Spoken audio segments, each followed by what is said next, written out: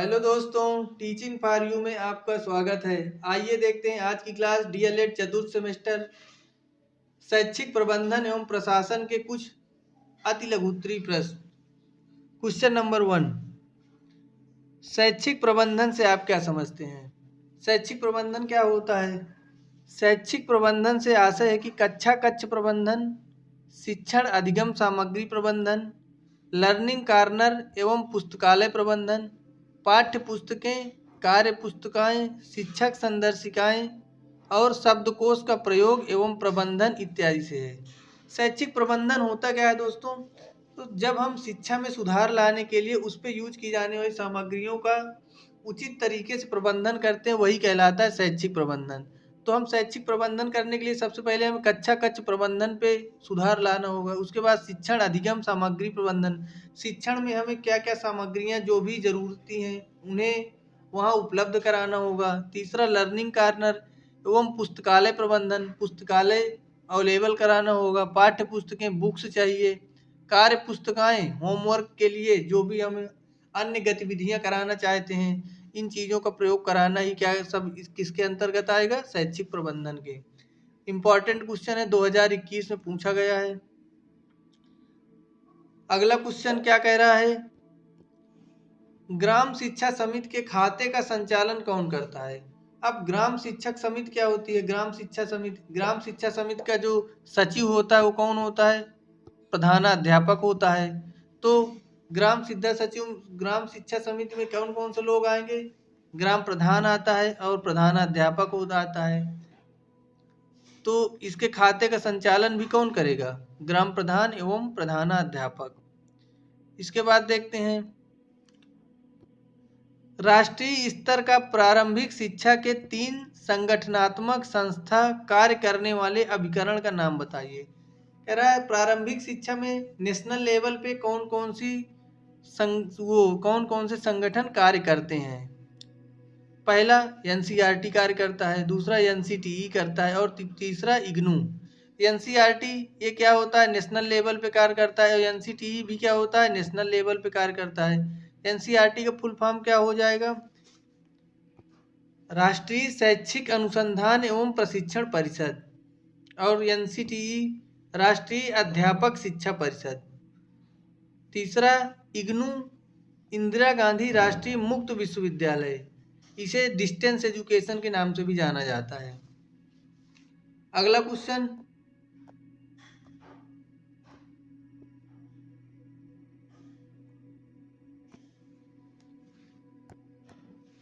NPRC समन्वयक के कार्यों का बताइए, कार्यों के बारे में बताना है। एनपीआरसी के क्या क्या कार्य होते हैं? पहला विद्यालय भ्रमण एवं शैक्षिक अनुसमर्थन, विद्यालयों का जाकर निरीक्षण करना। और शैक्षिक अनुसमर्थन का मतलब शैक्षिक से रिलेटेड जो भी उनको हेल्प चाहिए उसको समर्थन करना। दूसरा विद्यालय का श्रेणीकरण करना, जिसका आधार भौतिक वातावरण, शिक्षक एवं शिक्षण विधि और मूल्यांकन होता है। विद्यालय का श्रेणीकरण कैसे करना है? विद्यालय आधार भौतिक वातावरण, वहाँ का एटमॉस्फेयर कैसा है, सारी चीज़ें जो भी ज़रूरत का सामान है उन्हें उपलब्ध होना। दूसरा अच्छे शिक्षक उपलब्ध कराना। शिक्षण विधियाँ, शिक्षा को अधिक प्रभावी बनाने के लिए उसमें जितनी भी आवश्यक शिक्षण विधियाँ हैं उनका उसमें इन्वॉल्व कराना। लास्ट क्या होता है? मूल्यांकन करना। सारी चीज़ों में सुधार करने के बाद उसका मूल्यांकन करना कि जो चीज़ें हमने की हैं वो प्रभावी हो रही हैं कि नहीं हो रही। कैसे पता चलेगा? मूल्यांकन से। लास्ट बैठकों एवं गोष्ठियों का आयोजन, समय समय पर बच्चों तथा उनके अभिभावकों और अध्यापकों के साथ बैठ के बैठक तथा गोष्ठियों का आयोजन करवाना, जिससे क्या होगा? बच्चों में कमियों का पता चलेगा और उसको कैसे उसका निदान करना इसके बारे में भी विचार किया जा सकता है। और प्रतियोगिताओं का आयोजन, समय समय पर प्रतियोगिताओं का आयोजन कराने से क्या होता है? अन्य गतिविधियों में भी सुधार होता है। अगला क्वेश्चन, टीईटी क्या है? टीईटी क्या है? 2021 में आया हुआ क्वेश्चन है। निःशुल्क एवं अनिवार्य बाल शिक्षा अधिकार अधिनियम 2009 की धारा 2 में दिए गए विद्यालयों में अध्यापक के रूप में नियुक्ति के लिए पात्र होने हेतु एक आवश्यक योग्यता है कि उसे शिक्षक पात्रता परीक्षा भी कहते हैं, टीचर एलिजिबिलिटी टेस्ट, इसे क्या कहा जाता है, शिक्षक पात्रता परीक्षा में उत्तीर्ण होना चाहिए, जिसका आयोजन एनसीटीई, टेट का आयोजन कौन करवाता है, एनसीटीई द्वारा बनाए गए मार्गदर्शी सिद्धांतों के अनुसार समुचित सरकार द्वारा किया जाता है। अर्थात टेट क्या है, टेट का अर्थ ये होता है जब हम शिक्षकों का चयन करते हैं, टीचर्स का चयन करने के लिए एक एलिजिबिलिटी टेस्ट रखा गया है, किसके द्वारा, एनसीटीई के द्वारा, जिससे हम क्या कर सकें, जिससे हम स्कूलों में योग्य शिक्षकों की प्राप्ति हो सके हमें। इसलिए इस टेस्ट को अनिवार्य रूप से करवाया जाता है। टेस्ट को पास करने के बाद ही आप उस शिक्षण के लिए प्रभावी होंगे या उसके योग्य होंगे। अगला क्वेश्चन, समय सारणी की परिभाषा लिखिए। समय सारणी क्या होता है, टाइम टेबल जिसे बोलते हैं, 2020 में आया हुआ क्वेश्चन इंपॉर्टेंट है। विद्यालय समय चक्र वह दर्पण है जो विद्यालय के संपूर्ण शैक्षिक व्यवस्था का प्रतिबिंब प्रस्तुत करता है। अर्थात जो समय सारणी होती है वो विद्यालय में हर काम को एक उचित समय से होना चाहिए, इसके लिए एक समयबद्ध सारणी होती है, जिससे स्कूल की पूरी टाइमिंग पहले से ही डिसाइड होती है, कब स्कूल ओपन होगा, कब उसमें कितने मिनट की किस विषय की कक्षाएं चलेंगी, उसके बाद कब उनका भोजन अवकाश होगा, कब उनको छुट्टी दिया जाएगा। इसकी वजह से समय सारणी क्या हो जाती है, बहुत प्रभावी हो जाती है। ये विद्यालय समय चक्र का दर्पण कहलाती है। अगला क्वेश्चन देखते हैं,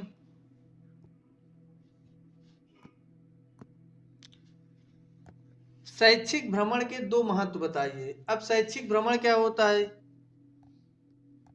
इसे हम इंग्लिश में एजुकेशनल टूर भी कह सकते हैं। जब हम भ्रमण बच्चों को करवाने ले जाते हैं, लेकिन उसका उद्देश्य क्या होता है, शैक्षिक, शिक्षा से रिलेटेड भ्रमण ही क्या कहलाता है, शैक्षिक भ्रमण। इसके दो महत्व क्या हैं, शैक्षिक भ्रमण में बच्चों में सामाजिकता का गुण विकसित किया जाता है। सारे बच्चे एक साथ जाएंगे, एक दूसरे के साथ मिलेंगे तो उनके अंदर सोशलिटी डेवलप होगी।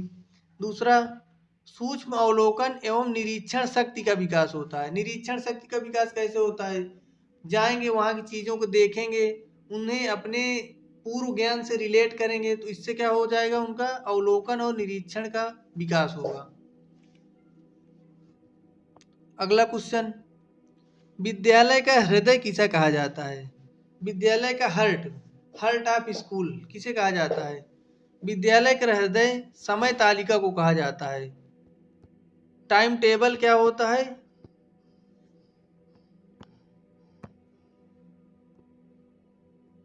टाइम टेबल क्या होता है, विद्यालय का हृदय कहा जाता है, क्योंकि बिना टाइम टेबल के स्कूल की किसी भी विद्यालय की सारी गतिविधियों को समुचित तरीके से उचित समय में कराना असंभव होता है। इसलिए जो किसी भी विद्यालय को एक अच्छी व्यवस्था के अंतर्गत चलाना क्या होता है, टाइम टेबल टाइम टेबल की वजह से ही होता है। अगला क्वेश्चन, विद्यालय संगठन का क्या उद्देश्य है। विद्यालय संगठन का क्या उद्देश्य है, 2020 में आए हुए क्वेश्चन है सारे। शिक्षा का संचालन, छात्रों का विकास, चरित्र का निर्माण, कैरेक्टर डेवलपमेंट, व्यवसायिक क्षमताओं का विकास, सामाजिक परिवर्तनों का प्रबंध, अंतरराष्ट्रीय सद्भावना तथा मानव मूल्यों का विकास इत्यादि, ये सब किसके अंतर्गत आते हैं, विद्यालय संगठन के अंतर्गत आते हैं। अगला क्वेश्चन, संस्थागत नियोजन से आपका क्या आशय है। अब संस्थागत नियोजन क्या कहलाता है, 2019 में पूछा गया प्रश्न है। डब्ल्यू.एच. बूच के अनुसार, डब्ल्यू.एच. बूच ने अपनी बातों में क्या कहा है संस्थागत नियोजन को, किसी शिक्षण संस्था द्वारा स्वानुभूत आवश्यकताओं तथा प्राप्त साधनों या उन साधनों जिनके प्राप्त होने की संभावना हो के आधार पर अपने विकास के लिए बनाया गया कार्यक्रम उस संस्था की योजना कहलाता है। जब किसी भी संस्था को चलाने के लिए प्री प्लानिंग करना ही क्या कहलाता है, संस्थागत नियोजन कहलाता है। अगला क्वेश्चन, संस्थागत नियोजन का क्या अर्थ है? संस्थागत नियोजन के अर्थ के बारे में ये क्वेश्चन 2 बार पूछा जा चुका है, 2020 और 21 में आया हुआ क्वेश्चन है।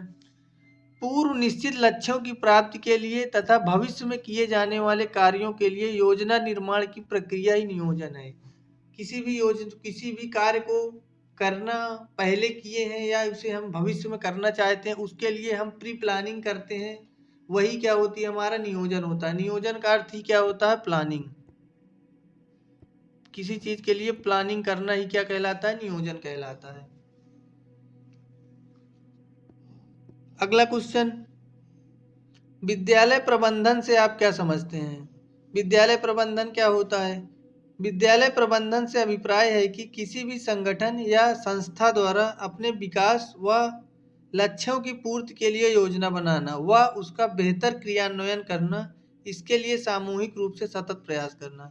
मतलब विद्यालय प्रबंधन क्या होता है, किसी भी संगठन या संस्था, विद्यालय क्या है, एक संस्था है, को अपने विकास एवं लक्ष्यों, मतलब उसको विकास में आगे बढ़ाने के लिए, डेवलपमेंट के लिए हम क्या करते हैं, एक योजना बनाते हैं और उस योजना को हम अच्छी तरह से क्रियान्वित कर सकें, यही क्या कहलाता है, विद्यालय प्रबंधन कहलाता है। अगला क्वेश्चन, विद्यालय प्रबंधन का मुख्य दायित्व किसका होता है? अब विद्यालय प्रबंधन का मुख्य दायित्व किसका होगा? जो विद्यालय का लीडर होगा या जो विद्यालय का प्रमुख होगा, उसकी पूरा दायित्व होगा कि वो विद्यालय प्रबंधन सुचारू रूप से करे। तो विद्यालय का प्रधान कौन होता है? प्रधानाचार्य। तो विद्यालय प्रबंधन का दायित्व किसके ऊपर होगा? प्रधानाचार्य के ऊपर होगा। देखते हैं अगला क्वेश्चन, विद्यालय प्रबंधन की 2 विशेषताओं का उल्लेख कीजिए। विद्यालय प्रबंधन की 2 विशेषताएं क्या होती हैं? विद्यालय प्रबंधन की 2 मुख्य विशेषताएं निम्नवत है। पहला, विद्यालय प्रबंधन में लचीलापन होना चाहिए। दूसरा, विद्यालय प्रबंधन में व्यवहारिकता हो। देखते हैं पहला, विद्यालय प्रबंधन में लचीलापन होना चाहिए। इससे क्या मतलब है? विद्यालय का प्रधान कौन होता है? वहाँ का हेडमास्टर होता है, या इसी को हम क्या बोलते हैं, प्रिंसिपल। अब अगर प्रिंसिपल कोई नीति बनाता है, उस पर लचीलापन नहीं रहेगा तो सबसे उस बात को फॉलो करवाना उचित नहीं रहेगा। और कोई भी संस्था तभी आगे बढ़ सकती है या विकास कर सकती है जब सारे लोग उसका सहयोग करें। इसलिए कोई भी नीति बनाई जाती है तो उस पर लचीलापन होना बहुत आवश्यक है। दूसरा, विद्यालय प्रबंधन में व्यवहारिकता हो। सोशलिटी बहुत जरूरी है किसी भी चीज के लिए, इसलिए कोई भी नीति बनाई जाए उस पर व्यवहारिकता होना बहुत जरूरी है। अगला क्वेश्चन,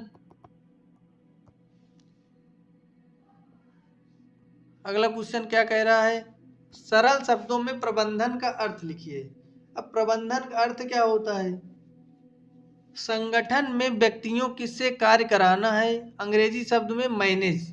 प्रबंधन क्या होता है? मैनेजमेंट। अब मैनेजमेंट कराना है तो क्या होगा, सारे व्यक्तियों से, जो भी व्यक्ति उसमें ऐड है उससे हम कार्य करवा सकें, यही क्या होता है, मैनेजमेंट होता है, या इसी को प्रबंधन कहता है। अर्थात इसका जो शाब्दिक अर्थ होगा वो क्या कहलाएगा, व्यक्तियों से कार्य लेना है।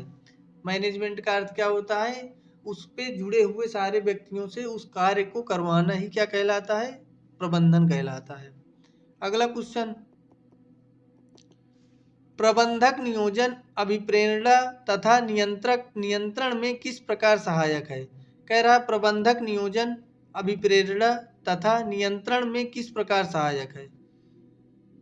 प्रबंधन के द्वारा नियोजन, अभिप्रेरणा तथा नियंत्रण के विकास में वृद्धि होती है। कह रहा प्रबंधन के द्वारा क्या होता है, प्रबंधन के द्वारा नियोजन, अभिप्रेरणा और नियंत्रण के विकास में वृद्धि होती है।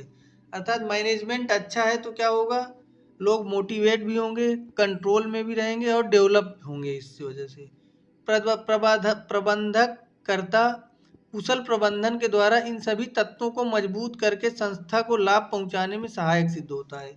अगर मैनेजमेंट अच्छा है तो वो संस्था अवश्य ही विकास में आगे बढ़ेगी। अगला क्वेश्चन,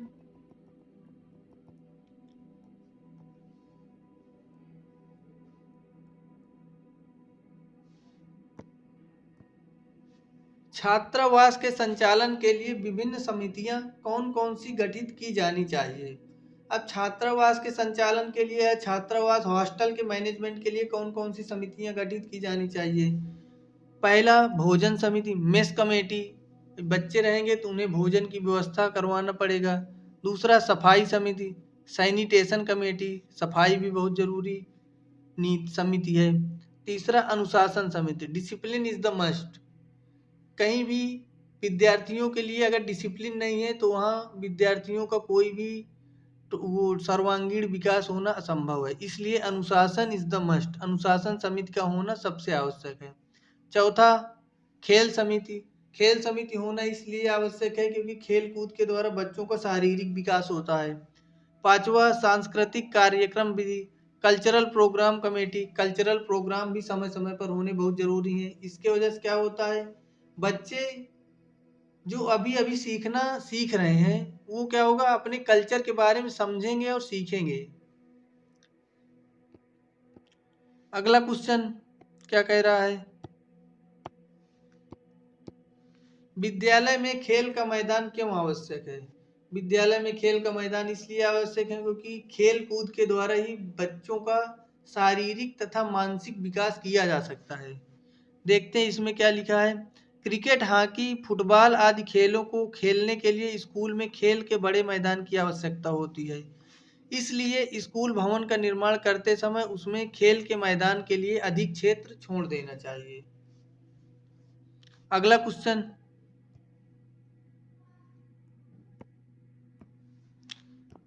मानवीय संसाधनों के प्रबंध से क्या तात्पर्य है?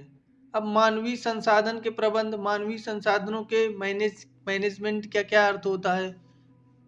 मानवीय संसाधनों के प्रबंध का तात्पर्य उचित एवं योग्यता अनुसार कार्य वितरण से है, जिसको कि व्यक्ति की क्षमता के परीक्षण के पश्चात प्रदान किया जा सकता है। मानवीय संसाधनों का सकुशल प्रबंधन ही किसी विद्यालय तथा शैक्षिक व्यवस्था का मुख्य आधार है। मानवीय संसाधन रहेंगे तभी क्या होगा, किसी भी संस्था का सकुशल प्रबंधन हो पाना संभव होगा। बिना मानवीय संसाधन के किसी भी संस्था या कोई भी विद्यालय है उसका क्या हो सकता है, उसका विकास या शैक्षिक व्यवस्था नहीं अच्छी हो सकती है। अगला क्वेश्चन, विद्यालय प्रबंधन के लक्ष्यों विद्यालय प्रबंधन के लक्ष्यों एवं उद्देश्यों का प्रतिपादन कौन करता है? अब स्कूल मैनेजमेंट के जो टारगेट्स होते हैं या उनके जो एम होते हैं उसका प्रतिपादन कौन करता है? प्रबंधन के लक्ष्यों एवं उद्देश्यों का प्रतिपादन प्रबंध समिति द्वारा किया जाता है। और उस प्रबंध समिति का जो हेड होता है वो कौन होता है? वहाँ का प्रधानाध्यापक होता है। अगला क्वेश्चन, विद्यालय प्रबंधन का आकलन कौन कौन सी समितियां करती हैं? अब विद्यालय मैनेजमेंट का आकलन कौन कौन सी समितियां करती हैं? पहला, शिक्षक परिषद, दूसरा छात्र परिषद, तीसरा शिक्षक समितियां, विशिष्ट समितियां जो किसी स्पेशल टास्क के लिए बनाई जाती हैं, एवं सामाजिक सेवा समितियां। इतनी समितियां होती हैं जो विद्यालय मैनेजमेंट का क्या करती हैं, स्कूल मैनेजमेंट का आकलन करती हैं या मूल्यांकन करती हैं। अगला क्वेश्चन, विद्यालय प्रबंधन के क्षेत्र में कोई 4 कार्य बताइए। अब स्कूल मैनेजमेंट के कौन कौन से कार्य होते हैं? पहला, शिक्षक वर्ग के कार्य में समन्वयन, टीचिंग ग्रुप में क्या हो रहा है उसका प्रबंधन करना। दूसरा, पाठ्यक्रम नियोजन या उसके कार्य। तीसरा, विद्यालय में अनुशासन बनाए रखना, डिसिप्लिन। चौथा, विद्यालय का बजट बनाना, किसी भी संस्था को चलाने के लिए उसमें आर्थिक रूप से मजबूत होना बहुत आवश्यक है। अगला क्वेश्चन, राष्ट्रीय शिक्षक परिषद एक्ट कब बना? राष्ट्रीय शिक्षा परिषद एक्ट कब बना? राष्ट्रीय शिक्षा परिषद 1993 में ये एक्ट बनाया गया था। अगला क्वेश्चन, समुदाय का अर्थ क्या होता है? समुदाय का अर्थ बताइए। समुदाय का अर्थ होता है ग्रुप या कम्युनिटी। अंग्रेजी में क्या बोलते हैं इसे? कम्युनिटी। इसे ये 2 शब्दों से मिलकर बना है। कौन कौन सा? काम का मतलब होता है एक साथ, टुगेदर। और म्यूनिस का अर्थ क्या होता है? टू सर्व, सेवा करना। मतलब जब कई लोग एक साथ रह के एक दूसरे की हेल्प करते हैं तो क्या बनती है? कम्युनिटी बनती है। इस प्रकार कम्युनिटी का अर्थ है कि एक साथ सेवा करना। बोगार्ट्स ने समुदाय की परिभाषा, बोगार्ट्स ने अपने शब्दों में समुदाय की क्या परिभाषा दी है? समुदाय एक ऐसा सामाजिक समूह है जिसमें कुछ मात्रा में हम की भावना होती है। वह एक क्षेत्र विशेष में रहता है। हम की भावना मतलब जब कई लोग ग्रुप में बैठते हैं तो ये क्या होता है, हम ये चीज कर लेंगे, हम ये करेंगे, हम वो कर लेंगे। तो इसे हम की भावना ही क्या कहलाती, कम्युनिटी को जन्म देती है। अगला क्वेश्चन क्या कह रहा है? राष्ट्रीय शैक्षिक योजना तथा प्रशासन का संस्थान किस शहर में है? सबसे आसान क्वेश्चन है, ये कहाँ है? दिल्ली में स्थापित है। अगला क्वेश्चन क्या कह रहा है? मातृ शिक्षक संघ की स्थापना क्यों की गई थी? मातृ शिक्षक संघ की स्थापना क्यों गई? शैक्षिक एवं सामाजिक लाभ की सूचनाओं को महिलाओं तक पहुंचाने के लिए मातृ शिक्षक संघ की स्थापना की गई। आज प्रदेश के प्रत्येक विद्यालय में माता शिक्षक संघ की स्थापना की जा चुकी है। इससे क्या होगा, अगर हमारी माताएं शिक्षित और प्रशिक्षित होंगी तो वो अपने बच्चों को भी अच्छा ज्ञान दे पाएंगी। इसलिए मातृ शिक्षक संघ की स्थापना किया जाना बहुत जरूरी था, इसलिए इस प्रदेश की सरकारों ने इसकी स्थापना करवाया। अगला क्वेश्चन देखते हैं। अभिभावक शिक्षक संघ में सदस्यों की कुल संख्या कितनी होती है? अभिभावक शिक्षक संघ में सदस्यों की संख्या कितनी होती है? 20 होती है। अगला क्वेश्चन देखते हैं। विद्यालय अनुदान पर टिप्पणी लिखिए। विद्यालय अनुदान क्या होता है? स्कूल डोनेशन, इसे क्या बोलते हैं हम लोग? School donation. ये क्या होता है? विद्यालय के वित्तीय प्रबंधन हेतु राज्य सरकार से अनुदान प्रत्येक विद्यालय को प्राप्त होता है। विद्यालय की वित्तीय प्रबंधन मतलब विद्यालय में जितने भी कार्य हो रहे हैं उसके लिए किसकी जरूरत पड़े? फाइनेंस की जरूरत पड़ेगी। तो सभी राज्य सरकारों द्वारा क्या किया जाता है? सभी विद्यालयों को अनुदान दिया जाता है। यह अनुदान जिला विद्यालय निरीक्षक या बेसिक शिक्षा अधिकारी द्वारा प्रत्येक विद्यालय को प्राप्त होता है। अब राज्य सरकार अब हर जिले में प्रोवाइड करती है, फिर हर जिले के बेसिक शिक्षा अधिकारी अपने अपने जिले के अंतर्गत आने वाले इस विद्यालयों को व्यक्तिगत रूप से प्रोवाइड कराते हैं। इसी अनुदान से विद्यालय के खर्चे चलते हैं। अब शिक्षकों का भुगतान भी बेसिक शिक्षा अधिकारी द्वारा किया जाता है। क्या कह रहा है? अब टीचरों का जो भुगतान है वो भी किसके द्वारा किया जाने लगा है? बेसिक शिक्षा अधिकारी द्वारा। अगला क्वेश्चन देखते हैं। समुदाय से प्राप्त धन क्या होता है? किसी भी कम्युनिटी से जो धन प्राप्त होता है उसका क्या किया जाता है? विद्यालय को समुदाय के सदस्यों, धनी मानी तथा समाज सेवी संस्थाओं द्वारा विद्यालय के क्रियाकलापों हेतु धन दिया जाता है। किसी भी विद्यालय में वहाँ के समुदायों द्वारा या किसी भी प्राइवेट समाज सेवी संस्था या एनजीओ के द्वारा जो डोनेशन दिया जाता है, यह धन भी विद्यालय की वित्त व्यवस्था को सुधारने में सहायक होता है। इसका भी यूज किसमें किया जाता है? विद्यालय की प्रबंधन में ही किया जाता है। समुदाय के सदस्य विद्यालय में कमरे का निर्माण करा देते हैं। वो लोग कुछ भी, उस पैसे का कुछ भी यूज किया जा सकता है। विद्यालय में कोई कमरा बनवाया जा सकता है, या विद्यालय में कोई मीटिंग हॉल बनवा दें, या विद्यालय में जिस चीज की सुविधा सही नहीं है उसकी सुविधा कराया जा सकता है। अगला क्वेश्चन, कक्षा कक्ष प्रबंधन से क्या आशय है? अब कक्षा कक्ष क्लासरूम मैनेजमेंट से क्या आशय है? क्लासरूम मैनेजमेंट में क्या होता है? वर्तमान समय में कक्षा कक्ष प्रबंधन का तात्पर्य उन भौतिक एवं मानवीय व्यवस्थाओं से होता है जिससे शिक्षण अधिगम प्रभावी बनाया जा सके। कक्षा कक्ष के प्रबंधन से अभिप्राय है कक्षा से संबंधित उपकरणों की व्यवस्था। अब क्लासरूम मैनेजमेंट में क्या होता है? आजकल टेक्निकल एजुकेशन पे जोर दिया जा रहा है, इसलिए प्रोजेक्टर अवेलेबल कराना, on screen digital screen available कराना, ये सब किस में आता है? कक्षा कक्ष शिक्षण सामग्री के अंतर्गत आता है। अर्थात शिक्षण सामग्रियों को उपलब्ध कराना कक्षा में ही क्या कहलाता है? कक्षा कक्ष प्रबंधन कहलाता है। देखते हैं अगला क्वेश्चन। आदर्श विद्यालय से आप क्या समझते हैं? आदर्श विद्यालय क्या होता है? आदर्श विद्यालय एक भवन अत्यंत विशाल एवं विस्तृत हो, एक बड़ा और विशाल विद्यालय होना चाहिए, कलाकृति आकर्षक लगने वाली हो, इसमें छात्रों को चलने फिरने की पूर्ण सुविधा हो। मतलब कहना क्या चाह रहा है क्वेश्चन, आदर्श विद्यालय वो जहाँ बच्चे आसानी से घूम सकें, पढ़ सकें, खेल सकें, उनके खाने पीने की अच्छी व्यवस्था हो, खेलने के लिए ग्राउंड हो, पढ़ने के लिए पुस्तकालय हो और कंप्यूटर लैब हो। ये जब किसी भी विद्यालय में सारी सुविधाएं अवेलेबल हो जाएंगी तो वो विद्यालय कैसा विद्यालय कहलाएगा? आदर्श विद्यालय। अगला क्वेश्चन, पुस्तकालय सुधार संबंधी कोई 4 उपाय बताइए। पुस्तकालय में हम कैसे कैसे सुधार ला सकते हैं, इसके लिए क्या क्या कहा जा गया है? पहला, पुस्तकालय में फर्नीचर की व्यवस्था हो। पुस्तकालय में फर्नीचर की व्यवस्था होगी तो बच्चे क्या होगा, बैठकर वहाँ की किताबों का अध्ययन कर सकेंगे। दूसरा, बुक बैंक की स्थापना की जाए, वहाँ हर तरह की किताबें उपलब्ध कराई जाएं। तीसरा, पुस्तकालय में लाइब्रेरी कार्ड द्वारा प्रवेश दिया जाए। पुस्तकालय में प्रवेश करने के लिए एक कार्ड इशू कर दिया जाए जिससे बच्चे वहाँ अव्यवस्था ना हो सके। चौथा, विद्यालय समय सारणी में पुस्तकालय कालांश निर्धारित हो। किसी भी स्कूल का जो टाइम टेबल हो वहाँ पुस्तकालय में पढ़ने का भी टाइम हो, मतलब टाइम टेबल में कुछ टाइम पुस्तकालय जाने के लिए भी निर्धारित किया जा सके। इतनी चीजें किसके लिए जरूरी हैं? पुस्तकालय सुधार संबंधी। देखते हैं अगला क्वेश्चन,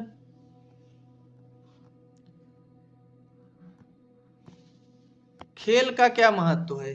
खेल का क्या महत्व है? खेल के द्वारा क्या होता है, छात्रों के स्वास्थ्य एवं आंतरिक प्रवृत्तियों की अभिव्यक्ति एवं विकास की दृष्टि से खेल का विशेष महत्व है।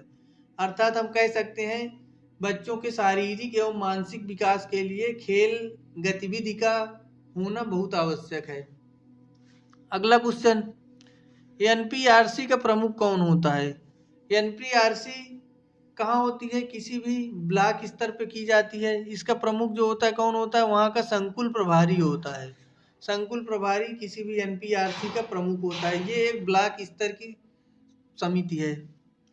अगले क्वेश्चन देखते हैं, शिक्षक के अतिरिक्त बालक के विकास में अन्य कौन कौन से साधन आवश्यक है?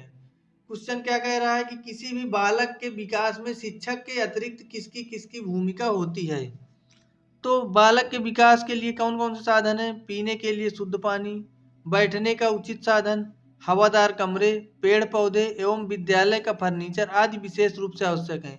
कोई भी विद्यार्थी तभी अच्छे से शैक्षिक गतिविधि को पूरा कर पाएगा जब केवल अध्यापक अच्छा होने से कोई भी शिक्षक अच्छा शिक्षार्थी नहीं होता।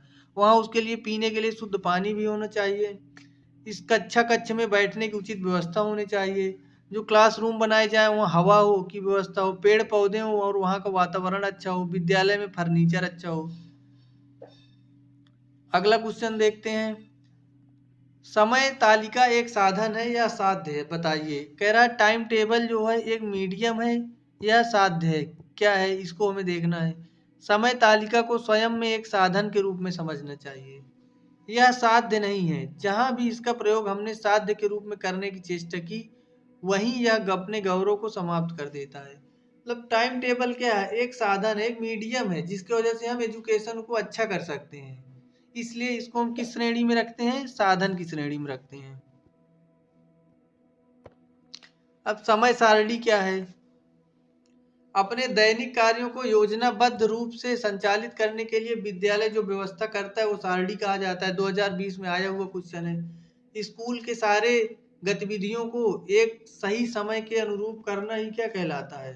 समय सारणी कहलाता है। इसलिए किसी भी विद्यालय या किसी भी संस्था के कार्यों को सुचारू रूप से समय रहते पूरा करने की विधि क्या होती है? समय सारणी विधि कहलाती है। इसलिए समय सारणी किसी भी संस्था को चलाने के लिए बहुत ही आवश्यक है। अगला क्वेश्चन क्या कह रहा है, रास के अनुसार पाठ्य सहगामी क्रियाएं क्या हैं? पाठ्य सहगामी क्रियाएं क्या होती हैं? जब हम पढ़ाई के साथ साथ अन्य गतिविधियों को भी उसमें शामिल करते हैं तो क्या कहलाती हैं? पाठ्य सहगामी क्रियाएं। रास ने क्या कहा है अपने शब्दों में, शिक्षा प्रक्रिया की धारणा जो बच्चों के प्रत्यक्ष अनुभवों या प्रत्यक्ष जीवन यापन द्वारा सीखने में विश्वास करती हैं। स्कूल को एक छोटा समाज समझने की धारणा जिसमें बच्चे सामाजिक प्रक्रियाओं में वास्तविक रूप में भाग लेकर सभ्य जीवन व्यतीत करना सीखते हैं। इन आदर्शों की प्राप्ति हेतु विद्यार्थियों की शैक्षिक क्रियाओं का मार्गदर्शन किया जाना चाहिए। रास के अनुसार पाठ सहगामी क्रियाएं ये हैं। अगला क्वेश्चन देखते हैं, आज की क्लास का लास्ट क्वेश्चन। माध्यमिक शिक्षा आयोग के अनुसार पाठ्य सहगामी क्रियाओं की आवश्यकताएं बताइए। माध्यमिक शिक्षा आयोग ने इसकी क्या आवश्यकता बताई है? स्वच्छ, आनंदप्रद तथा सुव्यवस्थित स्कूल भवन मिल जाने के पश्चात हम चाहेंगे कि स्कूल में विविध प्रकार की समृद्ध क्रियाओं का आयोजन हो। कह रहा सबसे पहले तो क्या चाहिए? स्वच्छ और आनंदप्रद स्कूल जिसमें सारी सुविधाएं उपलब्ध हो पहले से। उसके बाद विद्यार्थियों की विकास संबंधी आवश्यकताओं को पूरा कर सकें। उसमें मनोरंजक कार्यों, हॉबीज, जैसे किसी को खेलने का शौक है तो वहाँ खेल के मैदान की व्यवस्था हो, किसी को किताबों को शौक है तो वहाँ पुस्तकालय की व्यवस्था हो, क्रियाओं, ऑक्युपेशंस तथा योजनाओं, प्रोजेक्ट, किसी को किसी प्रोजेक्ट में कार्य करना हो तो उसके लिए उचित लैब की व्यवस्था हो, की व्यवस्था करनी होगी जो बच्चों को प्रभावित करें और उसकी विभिन्न रुचियों को विकसित करें।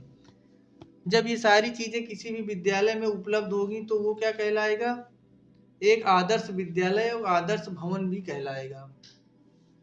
तो दोस्तों, वीडियो अच्छी लगी हो तो वीडियो को लाइक कर दें, और अगर आप हमारे चैनल में नए हैं तो प्लीज़ हमारे चैनल को सब्सक्राइब कर लें और बेल आइकन को ज़रूर दबा दें, जिससे आने वाले हर वीडियो का नोटिफिकेशन सबसे पहले आपके पास पहुंच सके। धन्यवाद।